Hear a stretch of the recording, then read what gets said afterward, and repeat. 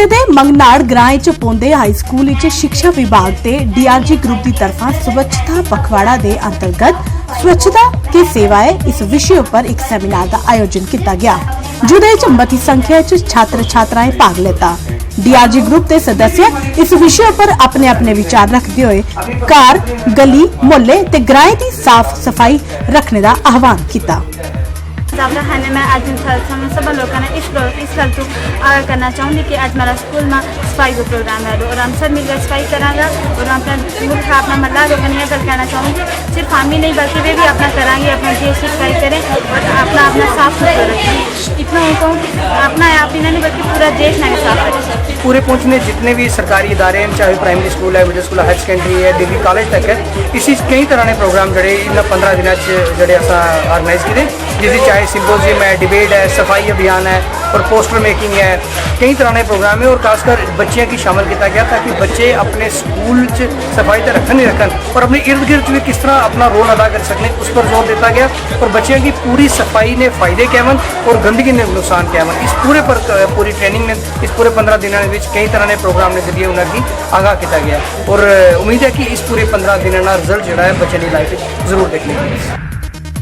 पुंछ नगर के शिव दुर्गा मंदिर ते सुथरा बावली शिवालय मंदिर 10 ध्याड़े तिकर गणपति जी की पूजा पाठ करिए अज शोभा यात्रा कड़ी गणपति जी की ढोल ते बाजे की गूंज कन्ने बाजारा मोहल्ले थमां लेने दे मगरा वैदिक मंत्र ते पूजा अर्चना करी पुलसत नदी विच विसर्जित किया गया। इस मौके पर प्रशासन ते पुलिस की तरफा सुरक्षा के कड़े इंतजाम भी किए गए हैं। बड़े जोश नाल सारे पुंछ के जोड़े वासियों बगैर अलग अलग धर्मों के लोग सारे इस जोड़े झांकी शामिल होए और इस झांकी की जो कामयाब बनाने सारे ने जो योगदान है और नाल में जी सिविल एडमिनिस्ट्रेशन है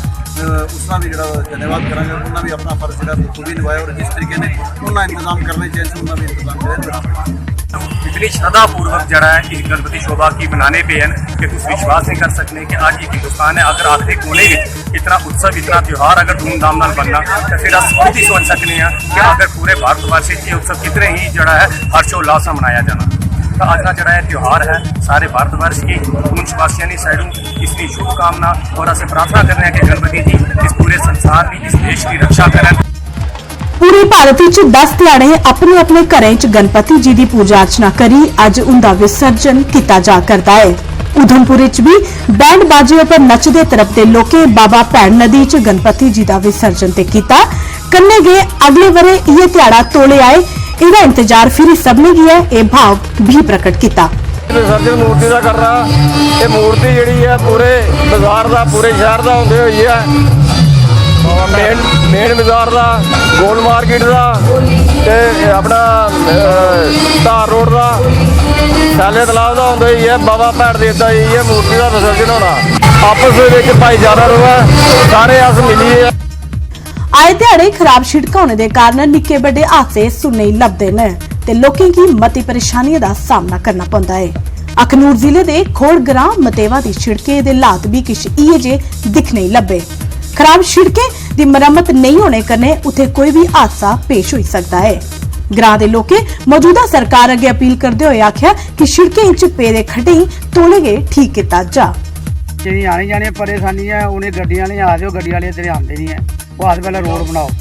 आते बड़ी परेशानी पवे दी है ताकि जल्दी को जल्दी सारा रोड बनना चाहिए। आते के कन्नै बहुत परेशान आ, कई बार अस आपे भी रिपेयर करी चुके हैं जी, इन्ना साढ़े को होंदा नहीं है। तो सरकार कहिए साड़ी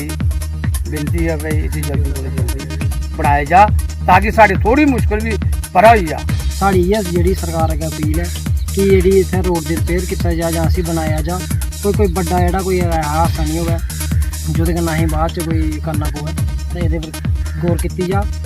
पूरी जल्दी जी।